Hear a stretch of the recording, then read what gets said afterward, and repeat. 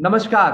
आज हम लोग बात करेंगे विशाल अरोड़ा जी के साथ। वैसे तो इनको परिचय का कोई मोहताज नहीं है और भारतीय विद्या भवन में एक बहुत कम एज में जिनको हमने देखा है इतने लंबे लेवल पर जाते हुए और काफी चीजों में एक अपनी सिद्धता हासिल करते हुए, तो विशाल जी को कोई परिचय मैं देना यहाँ इतना बड़ा नहीं समझता।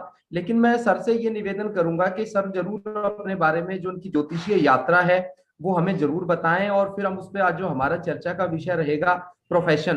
प्रोफेशन वैसे तो बहुत एक वाइड एरिया है जिसमें कहा जाता है कि प्रोफेशन का कोई लिमिट नहीं है, लेकिन जैसा कि हम अपने शास्त्रों में पढ़ते आए हैं अभी तक, पुरातन काल से ही केवल चार प्रकार की जो पेशा है, खेती करना, व्यापार करना, वेश्यावृत्ति और भिक्षा मांगना, ये हमारे शास्त्रों में कहा गया है। लेकिन आज के टाइम में जो वर्तमान परिस्थिति है देश काल पात्र में, इतने प्रकार के व्यवसाय और इतने प्रकार के कार्य हमारे सामने हैं जिनकी कोई लिमिटेशंस नहीं है, और नई नई इतनी चीजें सुनने को मिलती हैं जिनका कोई दायरा भी नहीं है।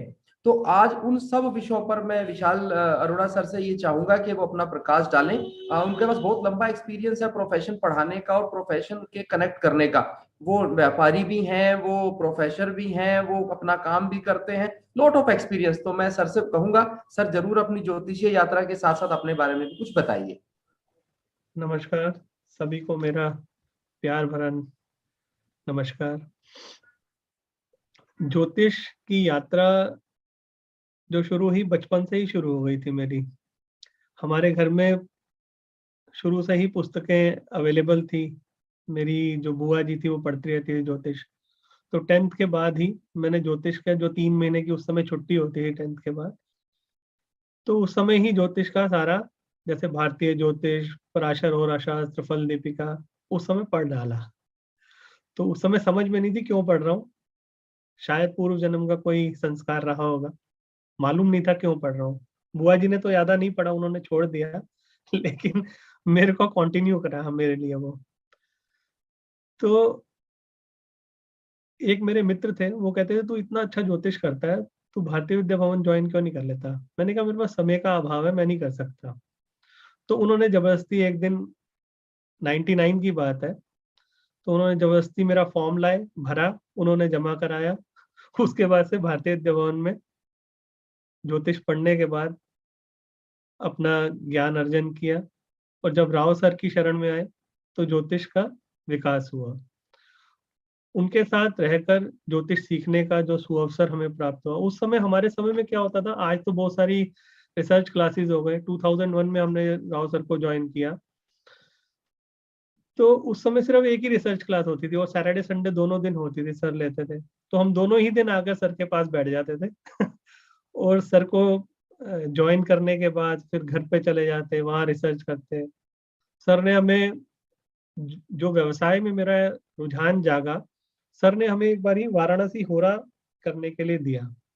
तो उसके ऊपर हमने काम किया, मेहनत की, रिसर्च की, मैंने और मनोज कौशिक सर ने, दोनों ने मिलकर काफी रिसर्च की, और इतने अच्छे परिणाम निकले कि हमने उसे अपनी लाइफ में जोड़ दिया। होरा से आपके फाइनेंशियल स्टेटस को देखने के लिए काफी मदद मिलती है। उसे देखकर समझ में आया कि ज्योतिष में फाइनेंसेस और प्रोफेशन को कैसे देखा जा सकता है। तो हमने वाराणसी होरा के साथ साथ जो वाराणसी दशमांश है उसको भी यूज किया, और पुराने दशमांश जो हम यूज करते थे वो भी यूज किया। दोनों दशमांश और वाराणसी होरा के साथ प्रोफेशन में बहुत अच्छी अच्छी पकड़ मिलती गई। तो इसे पढ़ाने में भी मेरे को सबसे पहले यही मिल गया। 2010 से मैंने पढ़ाना शुरू किया। 2001 से लेकर 2010 तक हम राव सर के ही सानिध्य में रहे, उनसे सीखने को मिला, और उसके बाद उन्होंने हमें पढ़ाने के लिए आदेश दिया। तो तब से पढ़ा ही रहे हैं, 11 साल से अब तो हो गए बस यही यात्रा है। लेकिन अभी ज्योतिष में ऐसा लगता है कि अभी 5% भी नहीं आता हम लोगों को। जैसे सर के साथ में रहते हैं तो वो हर बार एक नई चीज दे देते हैं, तो हमें लगता है एक और उंगली डाल दी उन्होंने तो इतना मुश्किल होता है, वो इतना समुद्र की तरह है वो। तो हमें हर बार एक नई चीज सीखने को मिलती है उनसे। सर हम लोगों के कुछ सवाल हैं जो बेसिकली, जैसे आपने बताया कि वाराणसी होरा पे आपने काम किया और हम्म, दसमांस पे आपने काम किया, तो हम लोग जैसे सपोज कुछ लोग तो यहाँ हमारे साथ जुड़े होंगे जो बहुत बेसिक ज्योतिष जानते होंगे, एस्ट्रोलॉजी जानते होंगे, कुछ लोग बहुत एडवांस जानते होंगे, कुछ लोग बहुत रेयर, मतलब बिल्कुल एक इनिशियल स्टेज पे जो ज्योतिष के विद्यार्थी होंगे। तो मैं शर्मा जी से निवेदन करूंगा कि शर्मा जी आप अपने विचार कुछ रखिए, और कुछ आपके मन में जो सवाल हैं डीएन शर्मा जी आप जरूर बताइए, और सर उनका बहुत सरल तरीके से आंसर करेंगे। सर बस आपसे एक निवेदन रहेगा कि इसमें सभी लोगों का एक समावेश रखें। टिपिकल तो ठीक है, कुछ लोग हमारे से ऊपर वाले भी हैं, कुछ हमारे से नीचे वाले भी हैं, लेकिन हमारे साथ तरुण जी हैं, तरुण रोड़े जी ये है, हम भारतीय विद्या भवन के छात्र हैं, सब आपके सामने से निकले हैं, कहीं ना कहीं किसी न किसी रूप से आपसे रहे हैं शामिल। तो मैं उसमें भी आपके कुछ विचार चाहूंगा। शर्मा जी आप अपनी बात रखें। Thank you Rajdeep, thank you Tarun and sir, बहुत बहुत प्रणाम। आज आपके साथ डिस्कशन करने का इस मीडिया पे एक मौका मिल रहा है। This is highly precious for us. और जैसे आपने शेयर किया राव साहब के साथ आपकी जर्नी बहुत ही ज्यादा इंस्पायरिंग है। तो sir, as far as profession is concerned, आपने हमें भी काफी इसके बारे में एक्सप्लेन किया है, बताया है पास्ट में।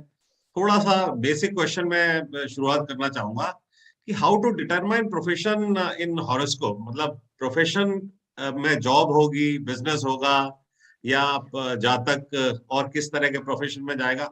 सबसे पहली चीज आदमी के दिमाग में एक सवाल आता है कि हॉरोस्कोप में डिटरमाइन कैसे करें कि प्रोफेशन क्या होगा। प्लीज जरा इसके बारे में देखो, सबसे पहले जो आपने प्रश्न पूछा ना कि नौकरी और अपना व्यवसाय, ये इसको ना फाइंड आउट करना, कुछ इसके सूत्र हैं जो ज्योतिषीय सूत्र हैं, वो लगाने पड़ते हैं।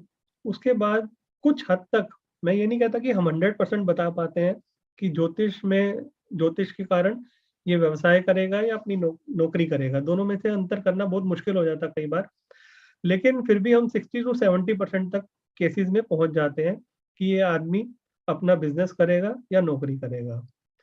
इसको देखने के लिए सबसे पहले लगना Lord, 10th house, 10th Lord, उसके अलावा शनि और बुध, इन ग्रहों को देखना होता है। इनको देखकर एक आइडिया लगता है कि आप किस ओर को जा रहे हैं। इसके साथ नवमांश, दशमांश, होरा, जैसे मैं अभी बात कर रहा था, इन चार्ट्स का भी एनालाइज करना होता है। उसके साथ साथ दशा का भी देखना जरूरी होता है। क्या होता है, कई बार आपने देखा होगा कोई लोग व्यवसाय करते हैं अपना, फिर उसके बाद वो छोड़ के नौकरी में आ जाते हैं। कई लोग आपने देखा होगा कि जो नौकरी करते हैं बाद में छोड़ के व्यवसाय में आ जाते हैं, है ना। तो दोनों ही तरह के आपको उदाहरण देखने को मिलते हैं। व्यवसाय करने वाले नौकरी में आ जाते हैं, नौकरी करने वाले व्यवसाय में आ जाते हैं अपने। तो इसके कारण क्या रहते हैं, सबसे पहले प्रोमिसेस कुंडली के, दूसरी बात है कुंडली में आने वाली दशाएं। दोनों ही इंपॉर्टेंट होती हैं, दोनों को बड़े ध्यान से एनालाइज करना होता है। जैसे आपकी अच्छी, कई बार क्या होता है आपके नौकरी में इतनी ऊंचाव आ जाता है कि आपको देखते ही पता लगता है कि ये आदमी बहुत ऊंचा राइज करने वाला है। तो ये बड़ा टेक्निकल टर्म्स हो जाएंगी, इसे इतनी छोटी बात में नहीं बताया जा सकता। जैसे छोटा सा ये टाइम है इसमें आधे घंटे में, लेकिन ये बहुत बड़ी बात है कि दोनों में। लेकिन एक बात आपने जो बताई कि नौकरी और बिजनेस, इसके अंदर अंतर करना बड़ा मुश्किल हो जाता है। ये बहुत एक्सपीरियंस के बाद समझ में आता है। दूसरी बात इसमें कि आपका जो बैकग्राउंड है प्रॉपर, जो प्रैक्टिकल नॉलेज भी आपको जरूरी चाहिए ज्योतिष करने के लिए। आप किस बैकग्राउंड से आते हैं, आपकी फाइनेंशियल कंडीशन कैसी हैं, वो भी देखते हुए सब कुछ साथ साथ में ध्यान रखना चाहिए। प्रैक्टिकली सर आपका कहना है कि देश काल पात्र को जरूर कंसिडर करना चाहिए, देश काल पात्र कि आदमी की सिचुएशन क्या है और आदमी किस बैकग्राउंड से आ रहा है, पारिवारिक स्थिति कैसी है, पारिवारिक तो स्थिति बिजनेस कैसी की है। तरफ उसका रुझान ज्यादा रहेगा या नौकरी की तरफ ज्यादा रुझान नहीं, रहेगा। परिस्थितियां उसे कैसा अलाउ कर रही हैं। जी, हाँ, वी डेफिनेटली एग्री। आपकी बात में बिल्कुल हम लोगों को काफी इसमें सपोर्ट मिल रहा है। और जो फील्ड ऑफ प्रोफेशन है जैसे आपने बताया, उसके लिए कुछ ग्रह और कुछ भाव और इस तरह की कुछ चीजों को कंसिडर करते हुए हॉरोस्कोप में वी कैन फाइंड आउट कि फील्ड ऑफ प्रोफेशन क्या रहेगा या उस तरह का फील्ड ऑफ प्रोफेशन उसकी। के लिए ना सबसे पहले आप हमेशा लगना को देखिए। सबसे पहले ओके जी लगना जो है ना आपकी बेसिक रुचि को, बेसिक रुझान को, बेसिक इंक्लिनेशन को दिखा देता है। जी एक आदमी, जैसे मैं कई बार क्लास में भी बताता हूँ कि एक आदमी अगर स्विमर है बहुत अच्छा, तो बहुत अच्छा धावक नहीं हो सकता, बहुत अच्छा रेसिंग करने वाला नहीं हो सकता। दोनों की क्वालिटी कहाँ से आएगी। या एक आदमी सिंगर है, वो एक बहुत अच्छा स्विमर नहीं हो सकता, जरूरी नहीं है। जी है ना, हो सकता है लेकिन जरूरी नहीं है। लेकिन जितना अच्छा वो सिंगर हो सकता है उतना अच्छा स्विमिंग नहीं कर सकता या इतना अच्छा भाग नहीं सकता। तो वो क्वालिटी शुरू से ही लगना से ही शुरू हो जाती है। लगना से, थर्ड हाउस से, फिफ्थ हाउस से, नाइन्थ हाउस से, 10th हाउस से, 11th हाउस से। कुंडली के ना 6 भाव जो होते हैं, 1, 3, 5, 9, 10, 11, 6 भाव जो है सबसे इंपॉर्टेंट है व्यक्ति के जीवन में आगे बढ़ने के लिए, अपने व्यवसाय को चुनने के लिए, अपने रुझान को अपने जीवन में अपनाने के लिए। ये 6 भाव सबसे इंपॉर्टेंट है। इन्हीं को ध्यान में रखते हुए ही सब प्रेडिक्शंस की जाती है। इसके साथ साथ इनके लॉर्ड्स और इनमें बैठे हुए ग्रह और इनके साथ संबंध बनाते हुए ग्रह, ये सबसे इंपॉर्टेंट होते हैं। उसके बाद नवमांश में इनका क्या स्थिति है, कितना ऊंचा जाएगा अपने प्रोफेशन के अंदर, और दशमांश में क्या स्थिति है। इन सबको देखते हुए ही व्यक्ति के जीवन में हम बता पाते हैं कि किस तरफ के व्यवसाय में जाने की इसकी रुझान बन रहे हैं। Highly valuable information sir, these are the basic सूत्र सर, आपने बिल्कुल एक्सप्लेन किए, इट्स वेरी गुड। इसके साथ ही सर कैसे इसमें हॉरोस्कोप में ये कैसे चेक किया जा सकता है कि उसका प्रोफेशन या प्रोफेशनल लाइफ या प्रोफेशन कैरियर शुरू कब होगा? अच्छा, देखो इसके पीछे ना पूर्व समय में और आज के समय में बड़ा, मैं आपको बार बार कह रहा हूँ ना, जैसे उनकी परिस्थितियां को देखते हुए जी। देश काल पात्र ज्योतिष में सबसे इंपॉर्टेंट फैक्टर है। हम्म। तो इसलिए हमें इसे बिल्कुल नेग्लेक्ट नहीं करना, सबसे इंपॉर्टेंट है। अब किसी परिवार में बच्चे की परिस्थिति ऐसी है कि उसे 17 साल या 18 साल में काम करना शुरू करना पड़ता है ना। सबसे पहले उसकी कंडीशंस देखो, फिर उसके बाद देखो कि उसकी दशाएं कैसी चल रही हैं। अगर दशाएं अर्निंग के लिए सुटेबल है, साथ दे रही हैं, तो वो कुछ ना कुछ अर्निंग करना शुरू कर देगा।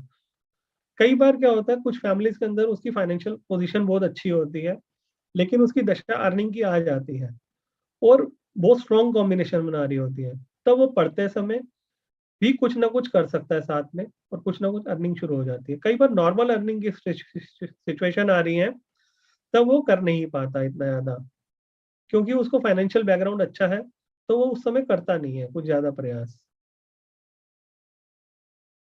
Thank you sir, this is again I mean your every point जो आप एक्सप्लेन कर रहे हैं, मतलब ये हमको रिमाइंड करा रहा है कि आपने क्लासेस में हमको जो सब कुछ पढ़ाया है उसकी वो मतलब दे आर जैसे कहना चाहिए कि बिल्कुल सटीक सूत्र हैं। और सर इसी के साथ जैसे प्रोफेशन, आदमी का प्रोफेशन हम लोगों ने जज कर लिया है कब उसका प्रोफेशन शुरू होगा, फिर अब प्रोफेशन में उसकी परफॉर्मेंस के ऊपर आता है। क्या ये भी हम हॉरोस्कोप से इवेल्युएट कर सकते हैं कि उसकी परफॉर्मेंस कैसी रहेगी, वो अच्छा करेगा या उसका कब उसका ऊंच नीच या उतार चढ़ाव आएगा उसके प्रोफेशन में? हाँ बिल्कुल पता लगता है ये वाली बात। जैसे मेरे पास 3, 4, 5 साल पहले मेरे एक मित्र के माध्यम से एक किसी व्यक्ति की कुंडली आई, तो मैंने कहा इस व्यक्ति का मेरे को लगता है बहुत बड़ा आदमी बनने जा रहा है, जल्दी इसकी दशा अच्छी शुरू हो रही है। तो मैंने उसके बाद छोड़ दिया, 1-2 बार ही कंसल्ट किया उसने, फिर दोबारा बात बंद हो गई। अब मेरे को पिछले महीने वो व्यक्ति मेरे से मिलने के लिए आए, उन्होंने बताया जिसके बारे में आपने बताया था वो आज कम से कम नहीं तो 300-400 करोड़ का आदमी बन गया कुछ कुछ ही सालों में, 3-4 साल के अंदर अंदर ही। तो ये उसकी कुंडली में उसके प्रोमिसेस को देखते हुए, देखो आप कुंडली में ना छोटी छोटी बात बताता हूँ। कुंडली में अगर लगना लॉर्ड अच्छा हो, थर्ड लॉर्ड अच्छा हो, 9th लॉर्ड अच्छा हो, 11th लॉर्ड अच्छा हो, 10th और 5th लॉर्ड भी अच्छे हो, मतलब अच्छे का मतलब है रिलेशंस बनाते हो, एक दूसरे का अच्छे संबंध बनाते हो, शुभ ग्रहों का साथ हो, इन हाउसेज में अच्छे ग्रह बैठे हो और दशाएं अनुकूल मिल जाए, तो व्यक्ति जीवन में उसकी उन्नति हो जाती है और अच्छी दशा मिल जाए जिससे। तो उस व्यक्ति की कुंडली में अच्छी दशा आ गई तो उसने पैसा कमा लिया और नाम भी हो गया, इस समय बहुत बड़ी कंपनी रन कर रहा है, इंडिया में बहुत अच्छे लेवल पर आ गया वो व्यक्ति। तो ऐसे ही मेरे बहुत सारे ऐसे जानकार हैं जिन्होंने ऐसे बहुत राइज किया, जिनकी कुंडली में प्रोमिसेस थे। तो अगर किसी व्यक्ति की कुंडली में अच्छी दशा आने वाली है, उसको रीचेक करो नवमांश से, दशमांश से, साथ में अपना जेमिनी जो पद्धति है उसके द्वारा देख लो आत्मकारक अमात्य कारक इनकी स्थितियां कैसी हैं और चर दशा में कौन सी दशा आ रही है। अगर रिलेशन बन रहे हैं अमात्य कारक से संबंधित कोई दशाओं का, या अमात्य कारक बहुत अच्छा हो रहा है उस दशा में, उससे संबंधित बन रहा है, तो भी आपको लाइफ में राइज होने का समय आ गया। इसके अलावा एक चीज, बड़ा छोटा सा बिंदु है, हम उसे यूज करते हैं, इंदु लग्न। इंदु लग्न बहुत जबरदस्त रिजल्ट देता है। अगर इंदु लग्न अच्छे भावों से संबंध बना रहा है और उसी की दशा आ जाए तो एकदम व्यक्ति के जीवन में राइज आ जाता है। इसके अलावा जेमिनी पद्धति से मैंने क्लास में कई बार बताया कि आत्मकारक, अमात्य कारक, है ना, आत्मकारक, दाराकारक, आत्मकारक, भ्रातृकारक, इनके संबंध होने पर भी कई बार बहुत ज्यादा राइज आता है। और जैसे चंद्रमा को बहुत सारे जेमिनी पद्धति से बहुत सारे ग्रह देखते हैं, तब भी लाइफ में बहुत उन्नति होती है। ये सब कुछ छोटी छोटी बातें हैं जिनको सबको कलेक्टिव रूप से लगाने पर आपको अच्छे रिजल्ट दिखाई देते हैं। और जिनकी कुंडलियों में ये सब संबंध बन रहे होते हैं वो जीवन में अपने मतलब अपेक्षा से ज्यादा राइज करते हैं। सर एक छोटी सी चीज मैं इसमें पूछना चाहूंगा सर, साथ आज में की जो डिस्कशन हम लोगों की हो रही है, मैं आई होप ये जितने ज्योतिष सीखने वाले हैं या जो नई शुरुआत कर रहे हैं या ज्योतिष जानते भी हैं, उनके लिए ये वीडियो अपने आप में एक सूत्र का वीडियो बनने जा रहा है। तो कृपया इस पे जरा ध्यान दें। और तरुण जी, अब आप पूछे सवाल। सर आपके पास कुछ क्वेरी? सर अभी हम जैसे दशाओं की बात कर रहे थे, हमने बहुत अच्छी इन्फॉर्मेशन सीखी। आपको एक चीज मेरे को पूछी थी, अगर इसमें फेवरेबल ट्रांजिट ना आए तो वो कितना रोल प्ले करता है उनके रिजल्ट्स को थोड़ा सा कम इफेक्ट आने के लिए या डेटोरेट करने के लिए, या फेवरेबल ट्रांजिट और कितना बूस्ट करता है इस चीज को?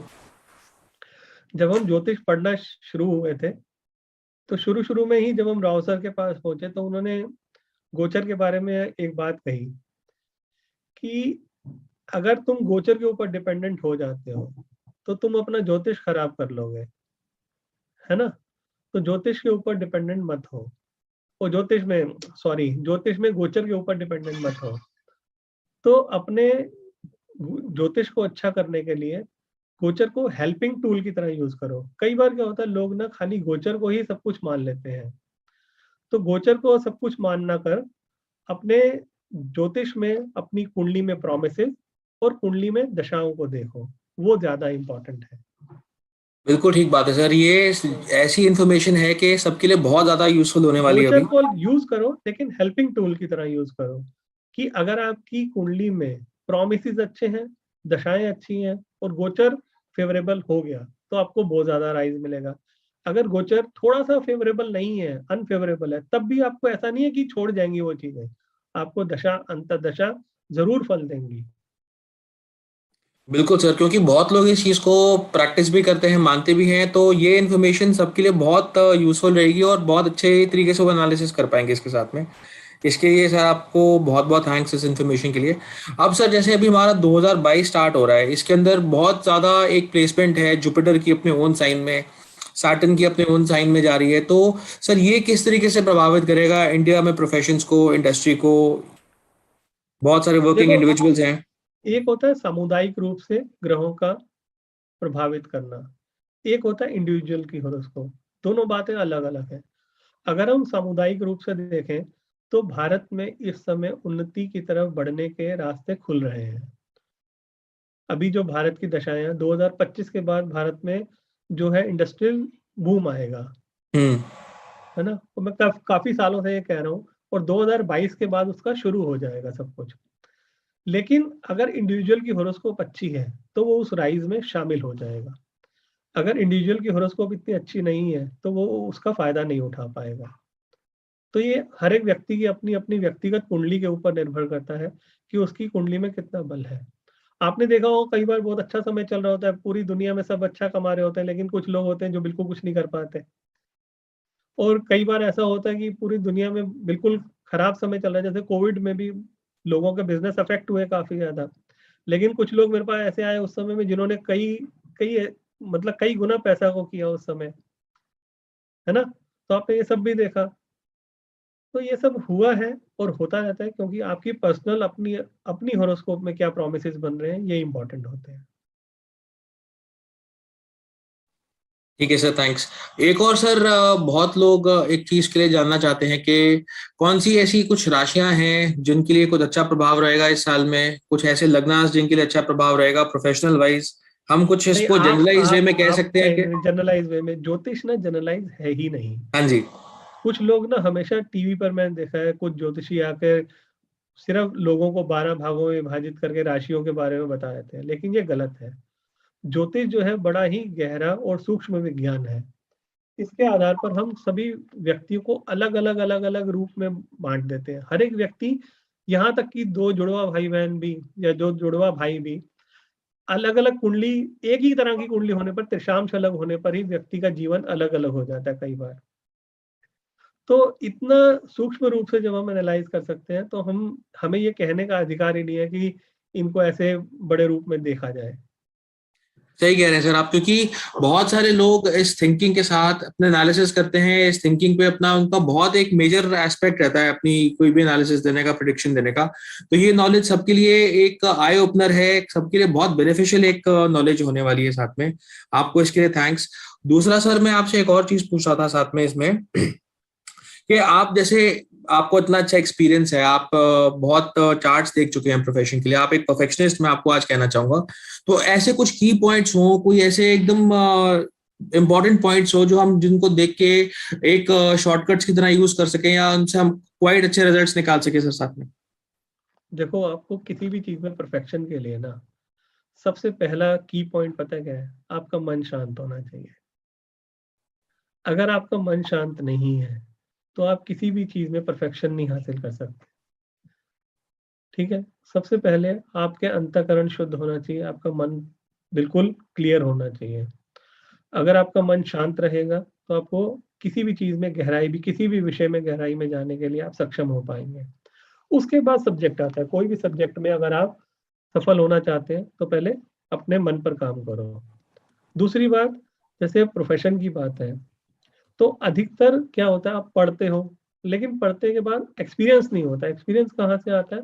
आपको बार बार चार्ट एनालाइज करने पर, ज्यादा से ज्यादा चार्ट्स देखो, ज्यादा से ज्यादा लोगों से डिस्कस करो, उनकी लाइफ की जर्नी के बारे में जानो, है ना। वहां से आपको एक्सपीरियंस आना शुरू होता है। परफेक्शन आता ही वहीं से है। और फिर कुंडलियों को देखते देखते कुछ चीजों को एनालाइज करो। सबसे इंपॉर्टेंट चीज होती है लग्ना लॉर्ड, अगर कुंडली की बात करें तो। फिर उसके बाद 9th लॉर्ड, 10th लॉर्ड, क्योंकि 9th जो है ना आपका प्रारब्ध है और दशम आपके कर्म है। इसे भाग्य भी कहते हैं 9th को। प्रारब्ध जो आपका है ना, वो भाग्य जो है वो आपको क्या देने वाला है। और इसके अलावा 10th है जो आपके कर्म, उस तरफ कितने आपके जो भाग्य मिला है उसकी तरफ कर्म आप कितने करने के लिए तैयार हो रहे हो। और सबसे पहले उस कर्म को करने के लिए आपका 3rd हाउस है। 3rd हाउस इसलिए इंपॉर्टेंट है क्योंकि उस कर्म को करने के लिए आप कितने एफर्ट्स लगा रहे हो। अगर आप एफर्ट्स ही नहीं लगा रहे तो आप कभी भी परफेक्शनिस्ट नहीं बन सकते। तो आपकी मेहनत, आपके भाग्य, आपके कर्म, ये तीनों चीजें मिलाकर ही आपके जीवन में परफेक्शन आ सकता है। लेकिन फिर मैं बार बार वही बात कहूंगा कि आपका मन शांत होगा तभी ये सब कुछ कर पाओगे। बिल्कुल सर, मैं पूरा सहमत हूँ आपकी बात से। सर, एक ना बहुत सारे लोग होते हैं, बहुत मेहनत करते हैं, बहुत हार्डवर्क करते हैं और उनको अपने वर्क रिलेटेड सैलरी या रिटर्न्स नहीं मिलते। इसके सर क्या कॉम्बिनेशन हो सकते हैं, क्या इसके रीजंस बन सकते हैं स्पेसिफिक चार्ट के अंदर? कुंडली में प्रॉमिस, दूसरी बताएं बात है अच्छी दशाएं ना मिल पाना। आपके प्रोमिसेस तो अच्छे हैं लेकिन दशा नहीं अच्छी मिल पाई, या आपके प्रोमिसेस खराब है, दशाएं अच्छी आके निकल गई, कुछ फायदा नहीं हुआ। आपकी कुंडली में प्रोमिसेस कैसे हैं और दशाएं कैसी मिल रही हैं, ये दोनों बातें। सर, यंगस्टर्स का बड़ा कॉमन क्वेश्चन रहता है, पेरेंट्स का भी और इंडिविजुअल्स का भी, कि while they are studying, they are going for professional studies, तो किस लाइन ऑफ डायरेक्शन में या प्रोफेशनल किस तरह की स्टडी उनको करनी चाहिए so that that becomes their profession in future? उसके बारे में जरा बताएं। बड़ा ही अच्छा क्वेश्चन है आपका ये वाला, और बड़ा इंपॉर्टेंट है आज के युग में। क्या हो रहा है, आपको सबसे पहले ना आजकल बच्चों को बचपन से ही गाइड करना चाहिए कि उनको किस एजुकेशन स्ट्रीम में जाना चाहिए। तो प्रोफेशनल बनने के लिए या काम करने के लिए उसकी कुंडली से ना हमें देखकर समझ में आना चाहिए कि उसको किस एजुकेशन सिस्टम को फॉलो करना चाहिए। उसको साइंस लेनी चाहिए, टेक्निकल पढ़ना चाहिए, नॉन टेक्निकल पढ़ना चाहिए, सेमी टेक्निकल पढ़ना चाहिए, किस तरह की फील्ड्स में जाना चाहिए। जैसे मैं हमेशा पढ़ाते समय भी ये वाली बात को इंपॉर्टेंस देता हूँ और पढ़ाता भी ये वाली बात जरूर हूँ कि आपको अपनी लाइन ऑफ स्ट्रीम क्या रखनी है ना। तो अगर आपको टेक्निकल में लेना है, टेक्निकल में भी कॉमर्स से रिलेटेड टेक्निकल लेना है, साइंस से रिलेटेड टेक्निकल लेना है, कैसा लेना है ना, आपको सॉफ्टवेयर इंजीनियर बनना है, आपको इंजीनियर बनना है। मेरे पास एक कुंडली आई बहुत साल पहले, तो वो बच्चा उस समय 12th पास करके पीएमटी की तैयारी कर रहा था। तो मैंने उसकी कुंडली देखी, तो उसकी मदर कहने लग गई है ना पीएमटी की तैयारी कर रहा है। मैंने कहा हो जाएगा, लेकिन ये डॉक्टरी करेगा नहीं। पीएमटी तो क्लियर कर जाएगा, लेकिन डॉक्टरी करेगा नहीं, डॉक्टरी छोड़ देगा। उसके बाद ये इंजीनियरिंग के लिए जाएगा। तो कहते ये कैसे हो सकता है, कहते ये तो पूरी तैयारी कर रहा है। मैंने कहा चलो देखते हैं। समय आया, 2-3 साल बीते, वो मेडिकल क्लियर करके तो उसमें सेकंड ईयर में आ गया। फिर कहता मेरे को डॉक्टर बनना ही नहीं है। तो उसकी मदर का फोन आया मेरे पास कि मैं सर आपसे मिलना चाहती हूँ। मैंने कहा आ जाओ। तो मेरे से मिले। तो मैंने कहा ये तो मैंने आपसे पहले ही कहा था इंजीनियरिंग करेगा बाद में छोड़कर। मैंने आपसे पहले कहा था अगर आप इसे उसी में डाल दो तो ज्यादा बेहतर रहेगा। तो अब उसने 2 साल खराब किए। ऐसे ही एक और बच्चा आया, उसकी मदर ने मेरे से पूछा। मैंने कहा ये तो साइंस छोड़ के ये कॉमर्स में जाएगा। तो शुरू में लोग क्या होता है, उन्हें इतना ट्रस्ट नहीं आता इन चीजों के ऊपर। तो फिर उसने छोड़ दिया। उसके बाद एसआरसी 12th तक उसने साइंस लिया, फिर उसके बाद एसआरसीसी में एडमिशन ले लिया। तो अब देखो बिल्कुल उसने साइंस छोड़ के कॉमर्स में आ गया। अब एमबीए की तैयारी कर रहे हैं वो। तो मतलब आपको ये अगर शुरू में समझ में आ जाए कि व्यक्ति के लिए कौन सा सब्जेक्ट सुटेबल है, कौन सा सब्जेक्ट पढ़कर वो आगे बढ़ सकता है, तो आपको उसी लाइन में उसे घुसा देना चाहिए, उसी लाइन से उसे फायदा होगा। तो ये आपको उसके पंचम भाव, पंचमेश, लग्नेश, चतुर्थ भाव, इन सब को देखकर आपको आइडिया लगेगा कि उसकी एजुकेशन क्या होनी चाहिए। जो एजुकेशन होनी चाहिए, फिर उसके प्रोफेशन के क्या रिलेशंस बन रहे हैं एजुकेशन के साथ, उसको कनेक्ट करते हुए आपको उसको आगे डायरेक्शन देकर आगे बढ़ाना चाहिए। एक साथ छोटा सा सवाल और था जो कि बेसिकली जो ज्योतिष सीख रहे हैं, खासकर मैं उनके लिए आपसे इनपुट लेना चाहूंगा कि जैसे राव साहब बहुत ज्यादा एम्फेसिस देते हैं कि D1 जो कि नेटल चार्ट होता है, जो बेसिक जन्मपत्री होती है, उसके अलावा डिविजनल चार्ट्स की इंपॉर्टेंस बहुत ज्यादा कहते हैं राव साहब, और हमें उसको ज्यादा देखकर इन डेप्थ प्रिडिक्शन के लिए उसके ऊपर कैलकुलेशन एंड स्टडी जरूर करना चाहिए। थोड़ा इस बारे में कुछ बताएं सर, जो डिविजनल चार्ट्स हैं उनकी वैल्यूएशन कितनी है और कितना जरूरी है उनको कंसिडर करना। देखो कितनी वैल्यू है ये कहना बड़ा मुश्किल है, लेकिन कई बार तो आप जैसे मैंने आपको बताया कि मैं होरा चार्ट को देखता हूँ, वर्ग चार्ट की बात कर रहे थे हम, दशमांश को देखता हूँ, नवमांश को देखता हूँ। बिना वर्ग चार्ट के आप आधी अधूरी कहानी कह पाएंगे। ठीक है, किसी के जीवन को अगर सही तरीके से एनालाइज करना है तो उसके वर्ग चार्ट को देखकर ही आप सही डायरेक्शन में पहुंच पाओगे। लेकिन वर्ग चार्ट बनाने के लिए सबसे बड़ी बात क्या है कि आपको बर्थ टाइम वेरिफिकेशन करना आना चाहिए, है ना। नॉर्मली क्या होता है, सभी लोगों का जो समय होता है उसमें अशुद्धि होती है, जो जन्म समय होता है। होता क्या है, जैसे आप मान लो 5:15 पर पैदा हुए, आपका समय है शाम के 5:15। लेकिन क्या डॉक्टर इस चीज को सही ढंग से नोट करता है? क्या मदर फादर देख पाते हैं? नहीं देख पाते। तो हमेशा ही हर जो बर्थ का टाइम होता है उसमें करेक्शन की आवश्यकता होती है। तो कुछ उसकी लाइफ के फैक्ट्स को लेकर आपको उसके साथ बैठो, आधा घंटा लगाओ, 15 मिनट लगाओ, उसके साथ बात करो।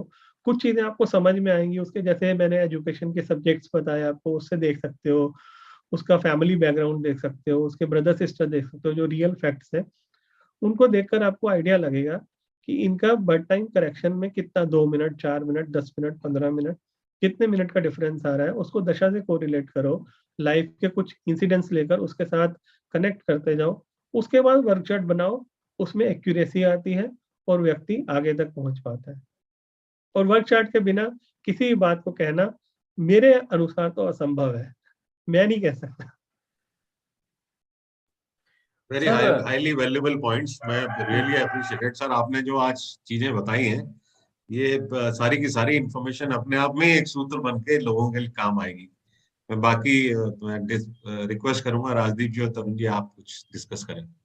सर एक चीज मैं यहाँ पूछना चाहूंगा, जैसे केवल 12 राशियां हैं हमारे जो भाचक्र है या जो हमारा सिस्टम है, उसके बाद जो 12 राशियां हैं वो कंट्रोल हैं 27 नक्षत्र से। तो मैं आपसे जानना चाहूंगा कि नक्षत्र का रोल जो प्रोफेशन में या शिक्षा में या पैसे कमाने में कितना इंपॉर्टेंट है। 12 राशियां तो डिवाइड हो गई। देखो, सबसे पता है बड़ी बात क्या है, 12 राशियां जो प्रोफेशन के लिए ना जो चीजें देखनी चाहिए, एक तो राशि, एक भाव, एक ग्रह।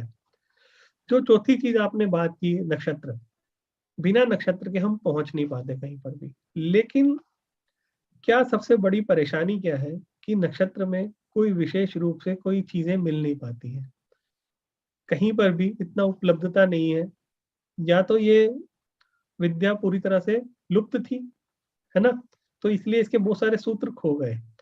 नक्षत्रों की गहराई तक हम पहुंच नहीं पाते हैं, बहुत सारी चीजें अधूरी अधूरी हैं। इसके ऊपर काम किया जा रहा है, हमारे भारतीय विद्या भवन में बहुत सारे लोग काम कर रहे हैं, धीरे धीरे बहुत सारी नई नई रिसर्चेज हो रही हैं जिसके माध्यम से यहाँ तक पहुंचा जा रहा है। लेकिन अभी तक नक्षत्र के खाली पॉइंट को लेते हुए कुछ कहना बहुत गलत बात होगी, क्योंकि इतनी ज्यादा गहराई से हम विषयों को अभी जानते नहीं है। हम धीरे धीरे उस ओर बढ़ रहे हैं, शायद आने वाले कुछ समय में इसके ऊपर ज्यादा अच्छे तरीके से बता पाए। लेकिन मुख्य रूप से हमें ग्रह, भाव और राशियों को ध्यान देना चाहिए प्रोफेशन के लिए।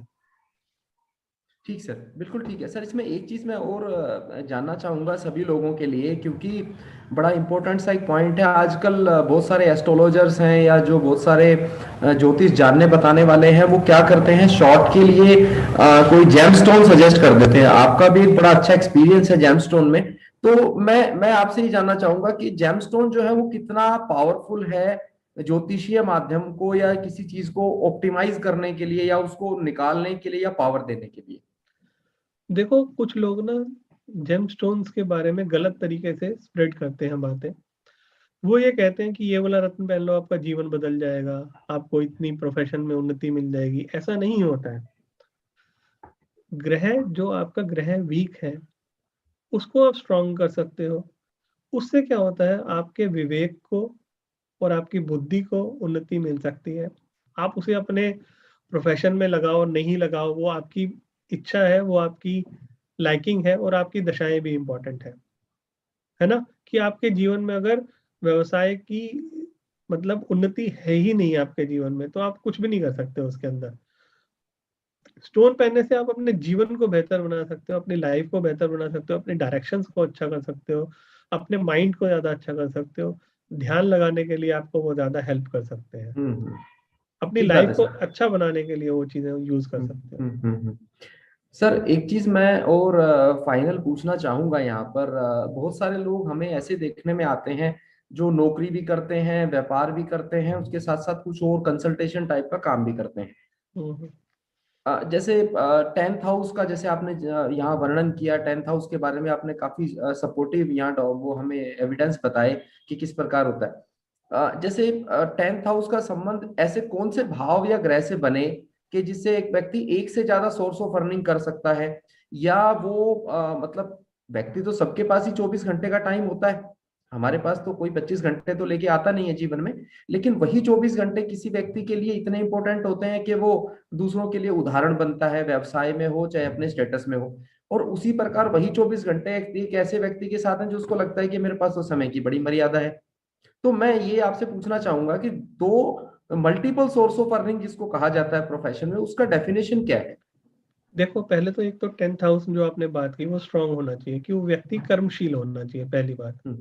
दूसरी बात, उसके 2nd हाउस और 11th हाउस बड़े स्ट्रांग होने चाहिए, और वो हर तरफ हर समय उसी के लिए काम करता रहे। अगर धन की बात करते हो तो केवल मल्टीपल सोर्स ऑफ अर्निंग की बात करते हो तो उसको 2nd और 11th हाउस स्ट्रांग होने चाहिए।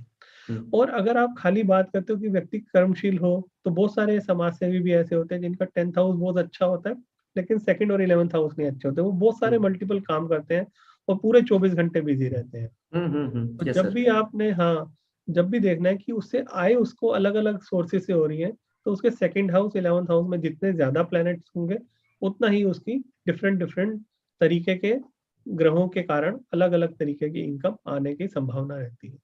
बहुत ठीक है सर, बहुत ठीक है, बहुत बहुत धन्यवाद सर। और मैं अपनी टीम की तरफ से आपका बहुत बहुत धन्यवाद करता हूं, शर्मा जी की तरफ से और तरुण जी की तरफ से भी। आपने इतना समय हमें दिया और ऐसे सेशंस हम लोग जारी रखेंगे और इसमें आपका सहयोग हमें हमेशा चाहिए होगा। और इस चीज के लिए भी धन्यवाद, आपने बड़े कम समय में प्रोफेशन जैसे टिपिकल और बहुत मुश्किल विषय को बड़े कम शब्दों में वर्णन करके हमें बताया, जो सबके लिए लाभकारी होगा। सर आपका बहुत बहुत धन्यवाद। चलो धन्यवाद। नमस्कार sir. Thank you so thank you much very sir. Much sir. मैं एक थोड़ा सा पॉइंट यहाँ पे ऐड करना चाहूंगा। मैं चूंकि राजदीप जी और तरुण जी के सहयोग से हम इस तरह का कुछ प्रयास कर रहे हैं और तरह तरह के ज्योतिष से रिलेटेड वीडियोस बनाकर और उनको मतलब पोस्ट करने की कोशिश कर रहे हैं।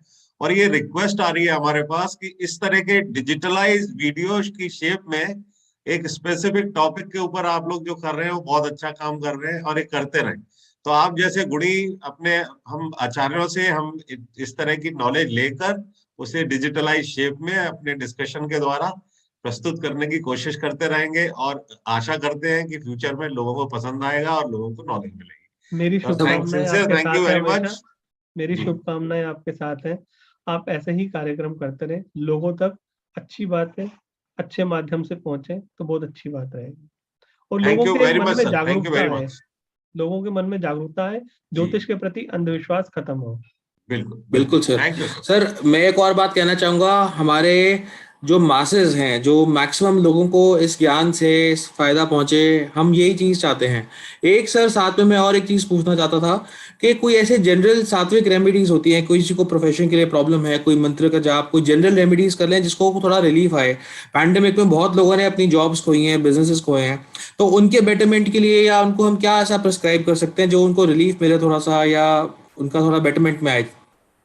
हमें राव सर ने एक बात सिखाई कि विष्णु सहस्त्रनाम करो, और उन्होंने खुद अपने पास बिठा बिठा के कराया। तो हमें तो सिर्फ यही बात समझ में आती है कि और हमने अपने जीवन में उसके कारण चमत्कार देखे। तो इसलिए मैं सब लोगों से ये कहता हूँ, जो भी सात्विक मंत्र है उनका जप करो, है ना। नहीं तो स्तोत्र पाठ करो, विष्णु सहस्त्रनाम करो, गोपाल सहस्त्रनाम करो, दुर्गा सहस्त्रनाम करो, शिव सहस्त्रनाम करो, कोई भी सहस्त्रनाम को पकड़ लो। गीता का पाठ रोज करो, है ना। ये करने से धीरे धीरे धीरे धीरे आपके जीवन में आने वाले संकट अपने आप कम होते जाएंगे। और इसके साथ साथ अगर धन की थोड़ी सी लालसा है, लालसा का मतलब जरूरत है, लालसा तो फिर सबको ही रहती है, तो श्री सूक्तम का पाठ करो या कनकधारा स्तोत्र का पाठ करो। ये करने से आपके धन में धीरे धीरे धीरे धीरे वृद्धि होना शुरू हो जाती है, आपके आर्थिक संकट खत्म होना शुरू हो जाते हैं। बहुत बहुत थैंक धन्यवाद यू सो सर। थैंक बहुत यू बहुत सो मच धन्यवाद सर। सर। ठीक है, okay, thank you thank sir. You sir. Thank you. नमस्कार।